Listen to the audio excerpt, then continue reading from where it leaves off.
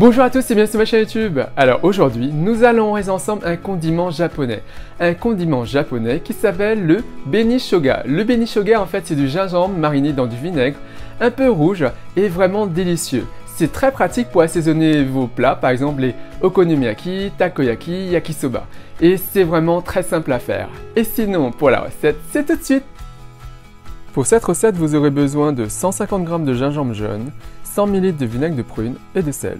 Si vous n'avez pas de vinaigre de prune, vous pouvez substituer par 100 g de shiso rouge et 100 ml de vinaigre de riz. Alors, le vinaigre de prune, vous pouvez en acheter, mais sinon, moi je la réalise moi-même avec des prunes.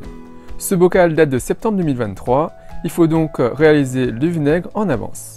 Et ça, c'est pour réaliser des méga umeboshi. Donc, on peut soit utiliser le vinaigre de prune, ou bien on utilise des feuilles de shiso rouge. Ce paquet, je l'ai acheté chez Paris Store. Je vous montrerai les feuilles de plus près après. Et on utilisera du vinaigre de riz que vous pouvez acheter dans les supermarchés asiatiques. Le vinaigre de riz est plus doux que le vinaigre blanc, donc ne substituez pas par du vinaigre blanc. Donc, concernant le gingembre, on va juste râper la peau à l'aide d'une cuillère à café. Donc, ça s'enlève facilement, vous voyez. Et prenez du gingembre jeune car ce sera moins fibreux que du gingembre vieux. Bien sûr, si vous avez des excroissances, vous pouvez tout à fait les enlever avant de continuer à râper la peau. Et bien sûr à râper ces excroissances après. Et voilà notre gingembre une fois cela fait. On va par la suite détailler en lamelles. Alors, pour les lamelles, je vous montre, il vous faut quelque chose comme 2 mm d'épaisseur. Comme ceci, vous voyez. Donc voilà pour tout notre gingembre.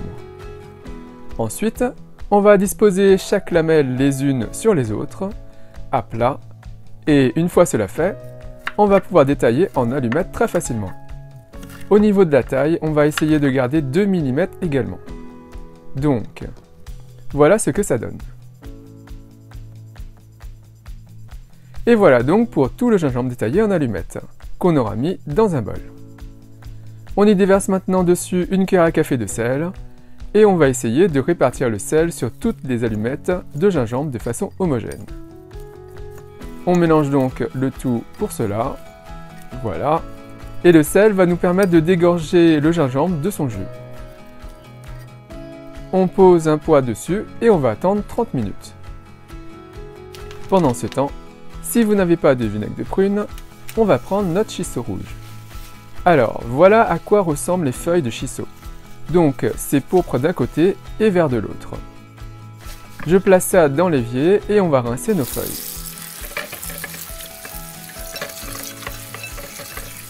On rince bien.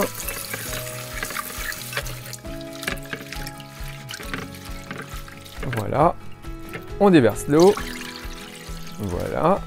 Et on fait cela une nouvelle fois.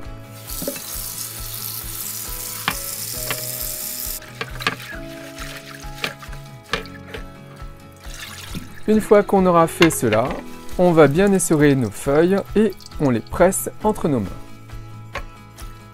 Désolé, je ne peux pas m'empêcher d'en manger une, c'est tellement bon. C'est très aromatique.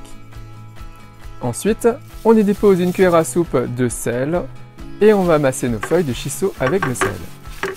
On répartit le sel un peu partout et ça va nous permettre de retirer le goût amer de la plante. Donc, on masse. Et on masse, ou plutôt on malaxe, et on malaxe bien tout ça. Le sel est bien réparti. Et maintenant, on va venir presser nos feuilles pour en extraire le jus. Vous voyez ce liquide? C'est amer, et on va le jeter. Et on réitère cela une nouvelle fois. On y ajoute une cuillère à soupe de sel. Et on va malaxer le tout. Puis on presse bien et on jette le liquide grisâtre. On rince notre bol et normalement il faut laisser les feuilles telles quelles dans un récipient réfrigérateur pendant une semaine. Mais bon là on va les utiliser de suite. On y verse donc le vinaigre de riz dessus et on va laisser infuser le shiso rouge dans le vinaigre de riz. et le vinaigre va se colorer petit à petit. On aurait attendu une semaine, le liquide serait devenu tout de suite rouge une fois au contact avec la plante salée. Et on laisse ça maintenant de côté. Au bout de 30 minutes, on récupère le gingembre et vous voyez, il y a du jus dans le fond. On va donc jeter ce jus et on va également prendre des tas de gingembre et les presser pour extraire un maximum de liquide. Donc on prend un tas et on presse très fort et on essore le gingembre. Donc voilà, nos feuilles de shiso ont commencé à colorer le vinaigre. Si ce n'est pas le cas, il faut laisser mariner plus longtemps. On pourrait aussi utiliser du jus de betterave pour colorer le vinaigre ou bien d'autres ingrédients. Je vous montrerai ça une prochaine fois. Ça marche également. Pour terminer, on dépose le gingembre dans un bocal qu'on aura stérilisé au préalable en l'ébouillantant avec le couvercle à part. Le gingembre est bien essoré, comme vous pouvez le constater. Ça va bien absorber le liquide par la suite. On y déverse dessus le vinaigre de shiso. Il faut que le vinaigre recouvre le gingembre. Donc, n'hésitez pas à tasser le gingembre dans le bocal. Voilà donc ce que ça donne. Si ce n'est pas assez coloré, on peut laisser dedans des feuilles de shiso rouge, qu'on placera bien sûr dans le fond ou sur les côtés, pour que ça imprègne bien le vinaigre, par exemple.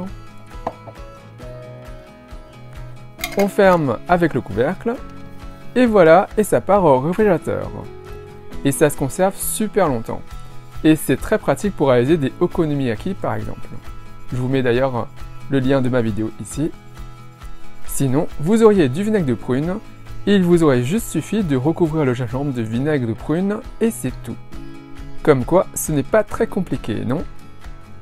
Et sinon, il ne me reste plus qu'à vous souhaiter de bonnes préparations.